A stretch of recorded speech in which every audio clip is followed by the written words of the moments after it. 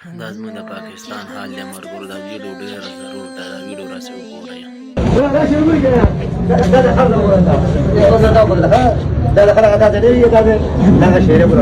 وای توبه توبه توبه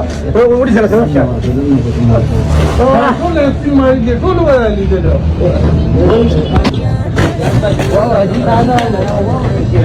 Indiana,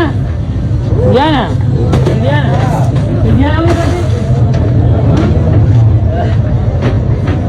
India वाला पाकिस्तान को लगता है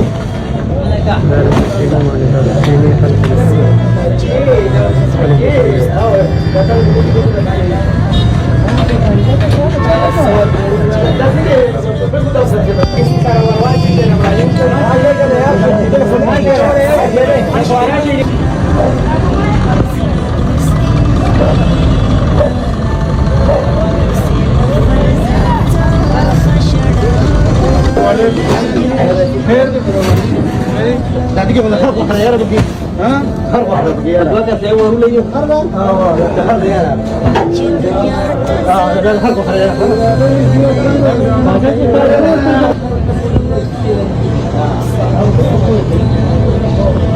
بازار کې چې کوم قصاب دی هغه په کیمه کې گازرې دا مکمل گازرې دي مکمل دا صحیح پول بازار چې کوم ملګری دی دا بدمعشیم کوي او اوس انتظامیه او کسو چې السلام علیکم ورحمت الله وبرکاتو کتونکو دلته یو معامله جوړه ده کسو چې څه شروع ده دې شو لګیا را په څه چل دی څه شي دی غزر دی ولې ونه پکې ما دا صحیح پول بازار دی او انتظامیه ولاړ دی او دا ملګری وایي څه شی بند کړ لږ دی ووایه څه بند څه شی چیزی ماما گزاره ابتی مایده کریه گزاره دا غیلی سبود بگه دا گزاره اوخواه لگه گورا نکیه اتالو گورا وند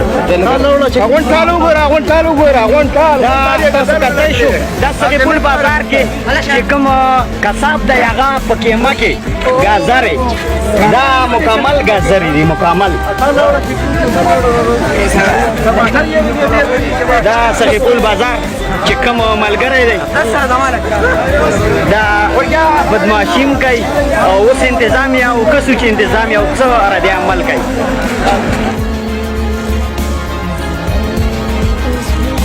دا تاسو کتلی دا د یو د وخت باره کې دا یو د هغه باره کې د کیوي په باره کې دا کوم وخت چې ونیول شوه په د باندې ای سی سی بیا پولیس انسپکټر وغیره دوی چاپه واچوله دا د انډیا غوښه ده او پکې په ځمکه چې کوم پرته غوښه ده نه د خر غوښه ده او موږ یو مسلمانان ځان ته مسلمانان وایو 15 وخته لمونځ کوو عمرو له ځو حجونه کوو تراویح کوو روژې نیسو او بیا د کیمې ده نو په کیمه کې د نورو ګندونو نه علاوه ولاسه کالې پکې ګازرې شروع کړې ګازرې پکې چې بل کال کساب سره غوښه ونیولې شوه هغه د انډیا وه خو ورسره کلمې هم ونیولې شوې چې د دغې کلمو له دوی کیمیکل ورکوي داسې کیمیکل چې هغه د غوښې شکل راوړي مونږ دا قسمه شیزونه خورو پیو کې ملاوټ ته وګوره نورو شیزونو کې ملاوټ ته وګوره خو غلطي ټولې زمونږ دا که چېرې مونږ